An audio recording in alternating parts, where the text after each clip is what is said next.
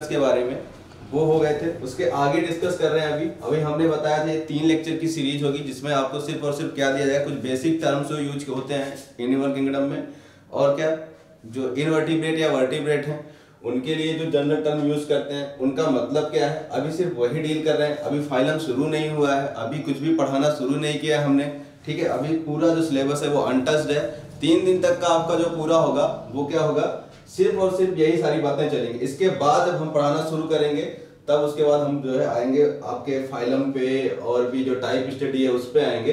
अभी वो नहीं पढ़ा रहे हैं, अभी इसलिए नहीं पढ़ा रहे कि अब जब ये सारे बेसिक टर्म्स आपको क्लियर होंगे ना तो आप खुद ही बता डालेंगे कि कहाँ पे कौन सा ऑर्गेनिज्म कैसा है, क्योंकि हम यहीं पे सारी चीजें सारे एग्जांपल्स दे रहे हैं आपको।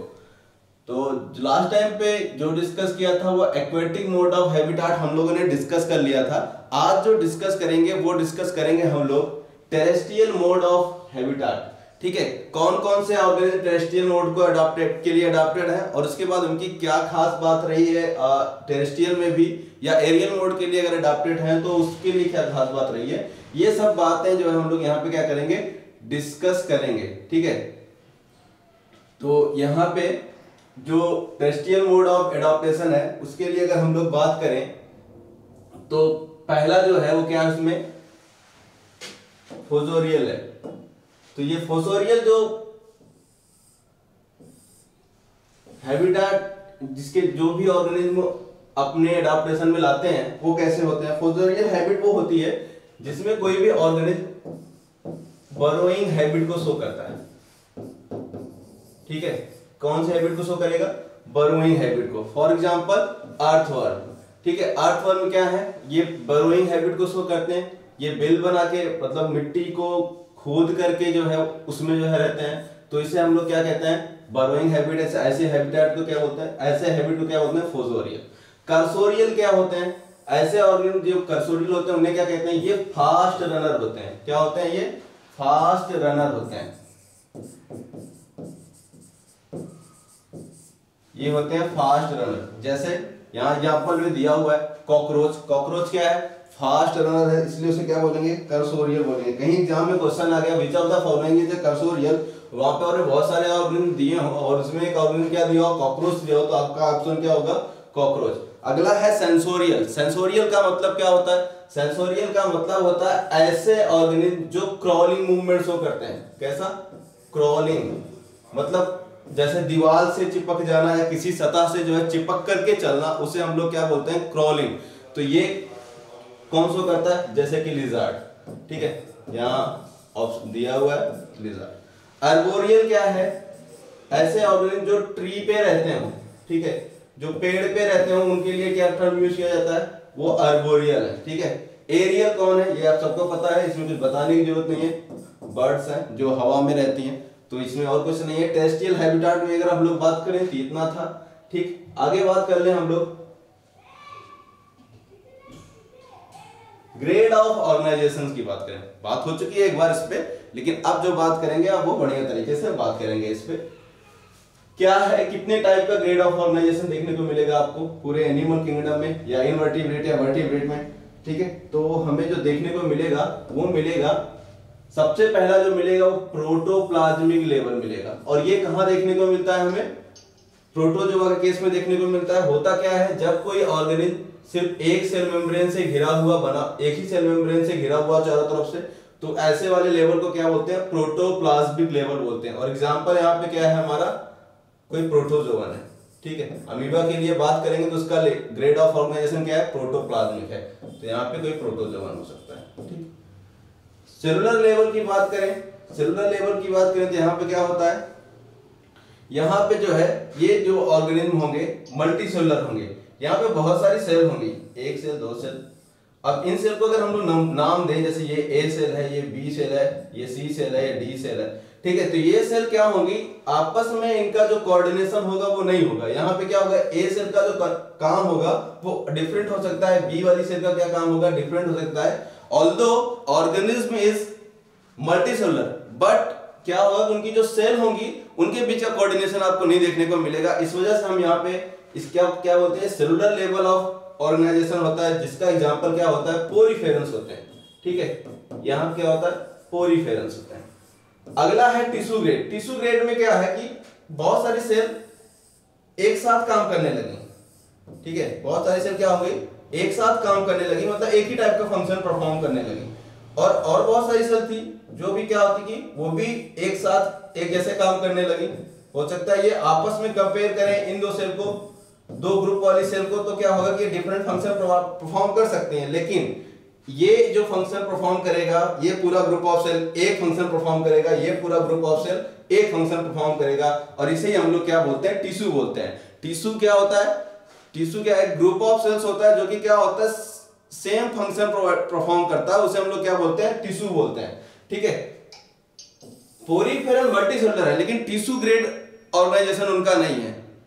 हेलो शुभम, ठीक है। पोरीफेरल जो है वो क्या है, उनकी खास बात यह है कि वो मल्टीसेलुलर तो है, मतलब बहुत सारी सेल से बने हैं, लेकिन उनके साथ प्रॉब्लम यह है कि वो क्या है कि उनका टिश्यू लेवल का ऑर्गेनाइजेशन नहीं। क्यों नहीं, क्योंकि वहां भी जो सेल है उनके बीच में आपस में कोई कोऑर्डिनेशन नहीं है, ठीक है। अलग अलग सेल अलग अलग फंक्शन परफॉर्म कर रही है। लेकिन यहाँ पे देखें, ये प्रोटोजोआ नहीं है, एक मिनट, यहाँ लिखा था इस वाला यहाँ पे मिटा हुआ, यहाँ पे बात करें हम लोग तो टिश्यू ग्रेड वाले में जहां से शुरुआत हो जाती है वो कौन सा है, सिलिंड्रेट से ये शुरुआत हो जाती है टिश्यू की।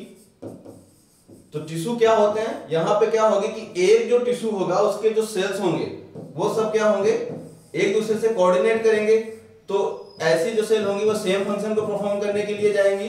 तो इसे हम लोग क्या बोलेंगे, ये टिश्यू ग्रेड ऑर्गेनाइजेशन है, ठीक है। तो ग्रेड ऑफ ऑर्गेनाइजेशन में क्या है, tissue level grade of organisation है। आगे बात करते हैं ऑर्गन ग्रेड, ठीक है। ऑर्गन ग्रेड सिस्टम क्या है, अब ये जो टिश्यू है, अब आप ये समझे सेल थी, एक सेल से मिलके क्या बना, मल्टीसेलुलर वाला ऑर्गेनिज्म आया, मल्टीसेलुलर वाले ऑर्गेनिज्म से क्या आया, टिश्यू लेवल वाला ऑर्गेनिज्म आया। अब ये टिश्यू मिल के क्या बनाएंगे, ऑर्गन बनाएंगे, ठीक है।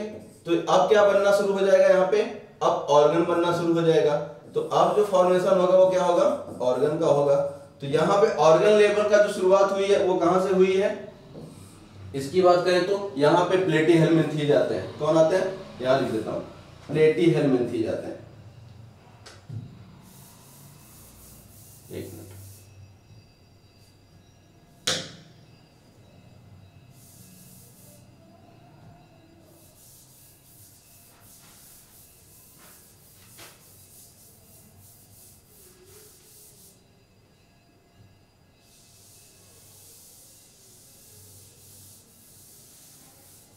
ठीक।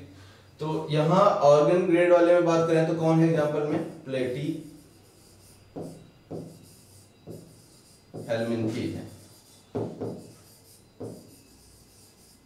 ठीक। तो यहां पे प्लेटी हेल्मिन्थीज है। रंजीत पाल गुड मॉर्निंग। आप लोग पहले एक कमेंट में ये कर दीजिएगा, ये काम कर दीजिएगा, जो चीजें आपको लगे कि सर ये आप फिर से समझा दीजिए या समझ में नहीं आया तो ये आप मुझे बता दीजिएगा, तो मैं रिपीट कर दूंगा।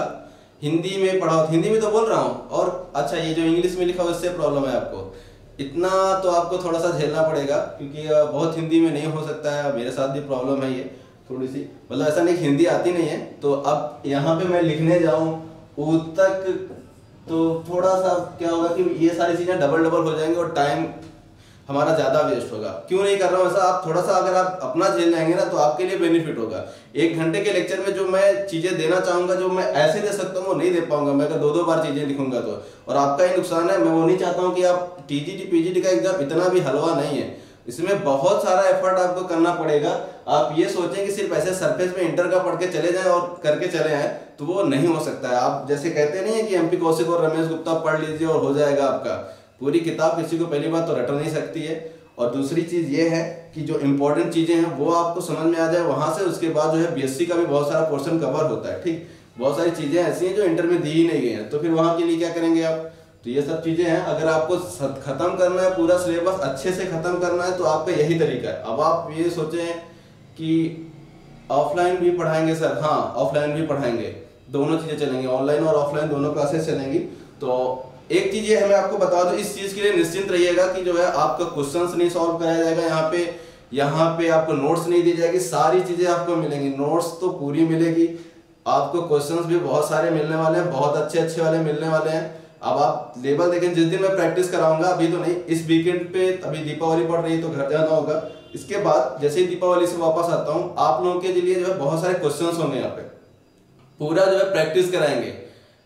ऑफलाइन कब से पढ़ाएंगे, ठीक है, ऑफलाइन का बता देंगे आपको, आप 1-2 दिन ऐसे ऑनलाइन पढ़ लीजिए, फिर मैं आपको ऑफलाइन का जो है इन्फॉर्मेशन आफ्टर दीपावली पढ़ाऊंगा, ठीक है। दीपावली बीत जाए, दीपावली खत्म हो जाए, घर से होके आ जाऊँ, फिर ऑफलाइन पढ़ाना शुरू करूंगा, ठीक। अभी तो ऑनलाइन चल रहा है, आप ऑनलाइन देख लीजिए, ठीक। यहाँ इसमें वैसे ऑनलाइन में कोई प्रॉब्लम नहीं होगी, सारी चीजें कवर करूंगा मैं। अगर किसी को प्रॉब्लम हो रही है तो ऑफलाइन तो मैं पढ़ाऊंगा ही, वो भी ऑफलाइन आके पढ़ सकता है। और ये हिंदी के लिए मुझे प्लीज अगर आप ना फोर्स करें तो ज्यादा अच्छा होगा, क्योंकि आपका ही नुकसान है इसमें।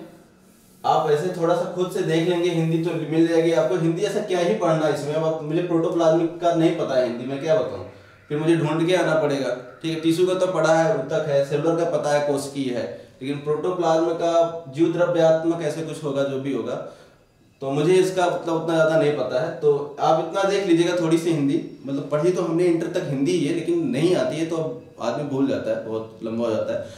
Good morning Prince. चलिए ठीक है, आगे बात करते हैं हम लोग जो इस पे आए हैं, क्योंकि ज्यादा इन चीजों पे रहेंगे ना तो सिलेबस थोड़ा सा पीछे रह जाएगा और वो मजा नहीं आएगा। जो चीज हम चाहते हैं, यहाँ जितना बच्चा पढ़े सब कंपटीशन में तो रहें, ठीक है। भले ही हो सकता है कुछ लोग का सिलेक्शन हो, कुछ लोगों का नहीं हो, लेकिन मैं इतना दावे के साथ कहता हूँ, आपकी बायोलॉजी इतनी इंप्रूव हो जाएगी कि आप किसी भी एग्जाम के लिए क्या हो जाएंगे कि आप अपने आप में कॉन्फिडेंट रहेंगे, हाँ ये एग्जाम मैं क्रैक कर सकता हूँ। तो ये चीज मैं कर दूंगा, आपके अंदर कॉन्फिडेंस तो मैं बूस्ट कर दूंगा, इस लेवल का मैं पढ़ाऊंगा, ठीक। और अगर आपको ये लगे क्वालिफिकेशन की बात करें, मैंने पहले लेक्चर में बता दिया था कि मैं जो है मैं ऑलरेडी डीबीटी जेआरएफ हूँ।